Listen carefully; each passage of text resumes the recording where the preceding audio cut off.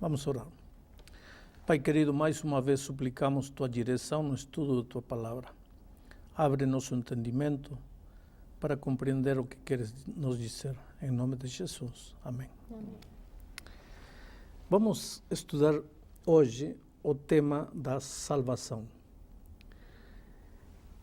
Para começar, quero ler o texto de Romanos 5, versículo 12. Diz assim: Portanto, assim como por um homem entrou o pecado no mundo, e pelo pecado a morte, assim também a morte passou a todos os homens, porque todos pecaram. A Bíblia é categórica ao afirmar que todos os seres humanos nascemos e vivemos em pecado. Adão e Eva eram criaturas perfeitas.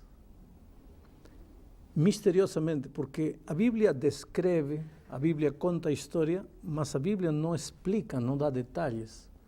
Por que no coração de seres perfeitos como Adão e Eva, de repente nasceu o desejo de desobedecer a Deus? Não sabemos, é um mistério. Mas no momento em que eles desobedeceram, aconteceu outra coisa misteriosa. Eles perderam a natureza perfeita com que tinham sido criados e tomaram a natureza pecaminosa. Se você me perguntar o que é natureza pecaminosa, a natureza pecaminosa é aquela inclinação desesperada para fazer o mal, a tendência natural para fazer o mal. Para sermos pecadores, não precisamos cometer pecados. Para sermos pecadores, basta nascer. O ser humano já nasce pecador. Não pecador no sentido de fazer coisas pecaminosas, mas pecador no sentido de nascer separado de Deus e com vontade de viver longe de Deus. Essa vontade pecaminosa, essa natureza pecaminosa, ela não pode obedecer a Deus. Então nós precisamos ser transformados pelo poder maravilhoso de Cristo. A isso, biblicamente, se chama o precioso, miraculoso trabalho da conversão. Mas nosso tema hoje não é a conversão, é a salvação. Se todos estamos pecados, se todos estamos em pecado, se todos nascemos em pecado, se todos somos pecadores, então vem o que diz Romanos capítulo 6, versículo 23, porque o salário do pecado é a morte, mas o dom gratuito de Deus é vida eterna em Cristo Jesus, nosso Senhor.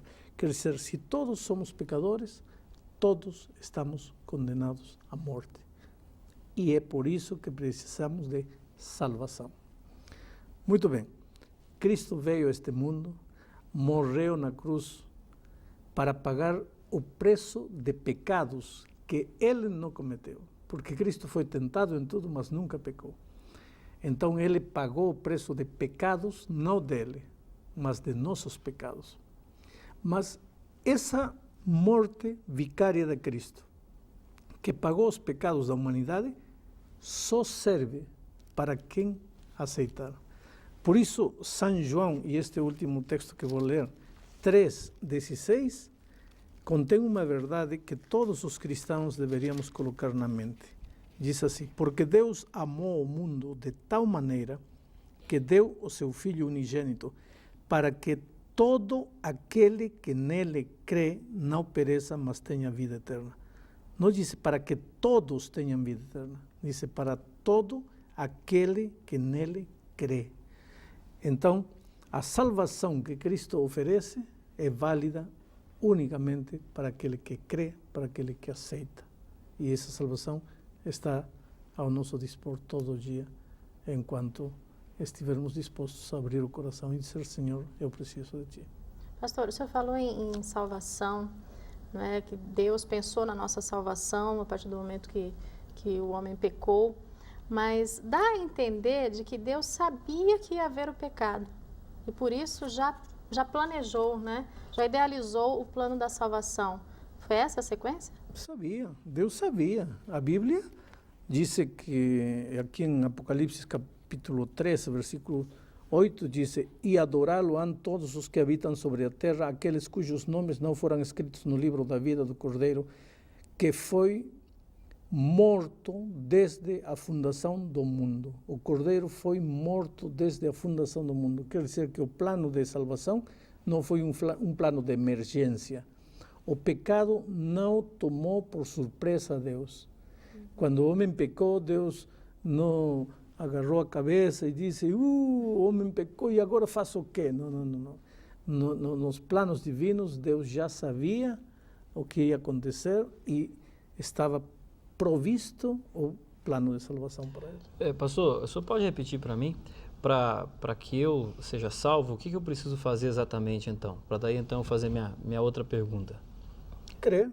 A Bíblia diz, crê no Senhor Jesus Cristo e será salvo tu e a tua casa. Tá bem, então agora eu estou crendo, eu estou acreditando na salvação. Muito bem. E isso então é para tudo sempre, amém? Ah, bom, aí é outra história. Você crê e aceita a salvação. Agora, o difícil não é ser salvo. Ser salvo é a coisa mais simples. Tudo que você precisa na vida para se salvar é, primeiro, reconhecer que você é um pecador. Segundo, reconhecer que você não pode. Terceiro, reconhecer que Deus pode. Pronto. Estende a mão, está salvo. Um segundo, está salvo. Difícil é conservar a experiência da salvação. Pastor, e por que o plano da salvação, para que ele tivesse efeito, para que ele fosse válido, digamos assim, né? Por que tinha que envolver justamente Jesus? Veja, o homem tinha pecado e o salário do pecado é a morte. Portanto, se o homem não queria morrer, queria salvar-se, alguém tinha que morrer em lugar dele.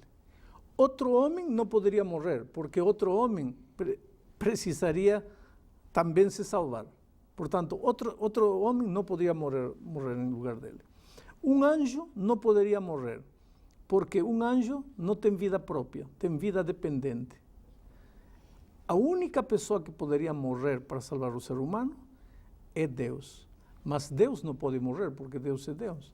Então Deus teve que se tornar um ser humano para morrer em lugar do homem, a fim de que o homem ficasse livre da punição da morte que merecia. Pastor, em alguns textos da Bíblia, a impressão que se tem quando fala em eleição, os eleitos, né? A impressão que me dá é que alguns são predestinados à salvação e outros já são predestinados à perdição.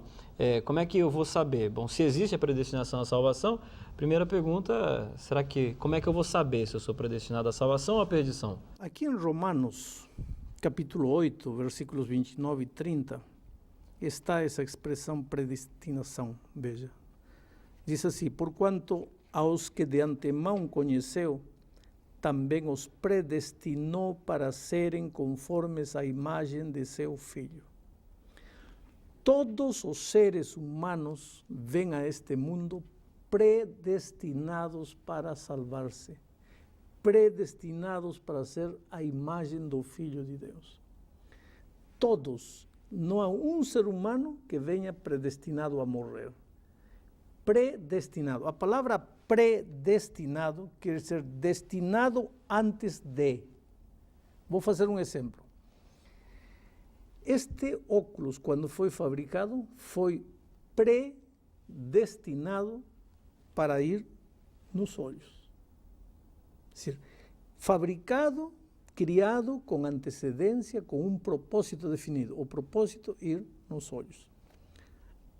Isso quer dizer que eu vou colocar sempre nos olhos? Não. Se eu quiser, eu vou querer beber água com o óculos.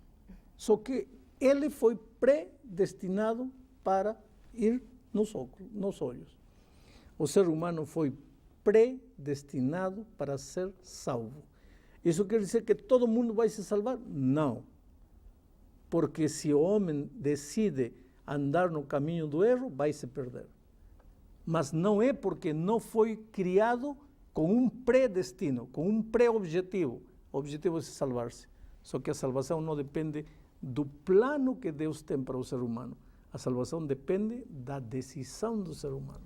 Pastor, eu ainda não estou 100% convencida com relação a esse assunto de predestinação. Porque, veja, voltando inclusive ao próprio Éden, não é?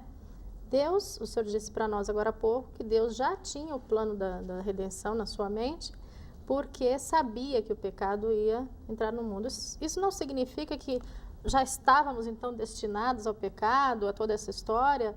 Deus sabia o que ia acontecer, ou seja, isso não tinha como ser diferente, né? O destino já estava traçado ali. Destino, não. Escuta uma coisa. Tem gente que pergunta assim, pastor, Deus sabe que vou me perder ou vou me salvar? Claro que Deus sabe. Deus é Deus. Deus conhece o futuro desde agora. Tudo que vai acontecer daqui a 1000 anos, a 1 milhão de anos, Deus sabe. Deus é onisciente, sabe tudo, sabe o passado, o presente e o futuro. Então, Deus sabe se eu vou me salvar ou vou me perder? Claro que sabe. Então, as pessoas perguntam assim, então, se Deus sabe que vou me salvar, para que me preocupo? Já vou me salvar. Ou se Deus sabe que vou me perder, para que eu estou querendo me salvar? Já vou me perder. Isso seria destino. A Bíblia não apoia a ideia de que de que existe destino. Mas Deus sabe. Agora, o que tenho que entender é que se eu vou me perder, não é porque Deus sabia que eu ia me perder. Se eu vou me perder é porque eu decidi perder-me, não porque Deus sabia. Mas Deus, por ser Deus, conhece tudo. Quer dizer, o pré-conhecimento de Deus não determina as coisas. As coisas são determinadas pela decisão humana, mas Deus, por ser Deus, conhece tudo. Pastor, olha só, uma pessoa, ela quer a salvação, ela deseja a salvação. O que ela precisa fazer? Eu acho que a pergunta seria assim, o que eu faço e o que Deus faz? Qual é o que cada um deve fazer? Você não pode morrer por você mesmo, Cristo morre por você. Cristo não pode crer por você, você tem que crer. Essa é a parte de Deus e essa é a parte do homem. Mas eu tenho que me esforçar de alguma forma? Eu preciso comprar, pagar de alguma forma? Tem outro tema onde vamos estudar a salvação pela graça. E aí vamos enfatizar durante 20 minutos que a salvação é unicamente pela graça. Então, pastor, se eu aceito o plano da salvação, aceito a Jesus como meu Salvador, confesso meus pecados, a partir daí não preciso fazer muita coisa mais com relação à minha salvação? Preciso manter uma vida constante de uma vida cristã, preciso estar ligado a uma igreja, preciso de tudo isso para manter a minha salvação que Jesus já me deu de graça? Você tem que separar as coisas. Uma coisa é alcançar a salvação, mas você não alcança a salvação e morre. Você alcança a salvação e continua vivendo. Como alcança a salvação? Crendo em Cristo. Exato. Como vive depois da experiência de salvação? Aí não basta crer. Aí, se você crê, você tem que manter comunhão com Cristo. E o que é manter comunhão com Cristo? Há um estudo à parte que vamos estudar isso, orar todo dia, estudar a Bíblia todo dia e trazer uma pessoa para Cristo. E quando você está em comunhão com Cristo, tua vida é uma vida de obediência. Obediência a quê? A palavra de Deus. Em síntese, aos 10 mandamentos de Deus. Quero dizer que tenho que guardar os mandamentos para salvar? Não, Senhor. Você se salva pela graça. Você tem que viver como salvo. A obediência não ganha a salvação. Mas não me diga que você está salvo se não obedece. A obediência é uma evidência de que você alcançou a salvação. Mas não é requisito para alcançar a salvação. Pastor, se a salvação é uma decisão pessoal, né? Eu decido, eu quero, eu aceito. E eu sou salvo pela graça. É uma coisa individual. O senhor acredita nessa história de oração intercessória? Ou seja, eu orar em favor de uma outra pessoa para que essa pessoa possa ser salva. E alguns, inclusive, têm aí também a ideia de eu orar por alguém que já morreu. Existe essa possibilidade? Não, você está entrando em 2 terrenos completamente diferentes. Orar por quem morreu, essa é outra história que vamos estudar quando estudemos o que acontece com os que morrem. Vamos a falar agora de orar em favor de uma pessoa. Vamos dizer que Márcia não quer saber nada de Deus, não quer saber nada de Cristo, não quer saber nada de salvar-se. Mas você gosta dela e quer que ela se salve. E agora você ora e ora e ora a Deus. Então vem a pergunta que você está querendo fazer. Vale a pena orar por ela quando ela não quer saber nada de salvar-se? Vale a pena. Mas por quê? Por o seguinte. Se você não orar por ela e o Espírito Santo trabalhar no coração dela para ela se salvar, o diabo, que é astuto, vai dizer a Deus: espera, Deus, por que está trabalhando com a Márcia se a Márcia não quer nada? Não diz que você respeita a liberdade. Por que não está respeitando a liberdade dela? Ela não quer se salvar. Por que teu espírito está incomodando ela? Acaso ela pediu? Ela não pediu. Por que está atormentando ela? Então, quando você ora em favor dela, e o diabo vai onde Deus e diz: por que está trabalhando com a Márcia se a Márcia não pediu? Você está lhe dando um argumento a Deus, porque Deus diz assim: tudo bem, a Márcia não pediu, mas o Elmar pediu. Eu não estou respondendo à oração da Márcia porque a Márcia não pediu nada. Estou respondendo à oração do Elmar, porque eu respondo todas as orações. Quer dizer, quando você ora em favor de outra pessoa, está dando a Deus um argumento para ele continuar fazendo o seu trabalho de tocar o coração das pessoas. Pastor, mais uma pergunta. Deus criou todo o universo, né? Nós já estudamos sobre isso. E o universo é imenso, milhares e milhares de planetas e galáxias, enfim. E a Terra fica tão pequenininha, né, num universo tão grande como esse, fica um grão de areia na praia, né? Por que Deus, com tanta coisa já perfeita na sua mão, por que Ele se interessou tanto por um grão de areia a ponto de planejar, né, idealizar um plano como esse, sacrificar o seu próprio filho? Só tem uma explicação, e é o amor, porque Deus é Deus. Deus disse que até quando um fio de teu cabelo cai, Ele sabe. Quando um passarinho morre, Ele sabe. Ele conhece o nome de cada estrela e há infinidade de estrelas nos céus. Ele sabe o número de grãozinhos de areia que existem no mar e no deserto. Ele sabe tudo. Ora, se Deus conhece cabelo, pena de passarinho, grão de areia, como não vai saber quem é Márcia, quem é Elmar ou quem é Alejandro? Ele sabe, ele se interessa pela gente, ele ama a gente. O problema é que a gente às vezes duvida do amor de Deus, porque a gente vive num mundo onde se ama o bonito, se ama o brilhante, se ama o inteligente. Você vai dar a coroa de ouro, a medalha de ouro para o primeiro, nunca para o último. Mas com Deus não é assim. Deus ama o ser humano. Se você é feio, se você é bonito, se você é rico, se você é pobre, se você é bom, se você é mau, Deus te ama. Se há uma coisa que o ser humano nunca poderá fazer, é fazer que Deus deixe de amá-lo, porque Deus vai amá-lo sempre, em todas as circunstâncias. Existe alguma coisa, pastor, que eu possa fazer contra Deus ao ponto dele falar assim: esse aqui eu não quero salvar de forma nenhuma? Nada. Você pode fazer o que quiser contra Deus. Deus nunca vai deixar de amá-lo. E se um dia você se perder, não será porque Deus se cansou, não será porque Deus deixou de amá-lo. Se um dia você se perder, será porque você quis se perder.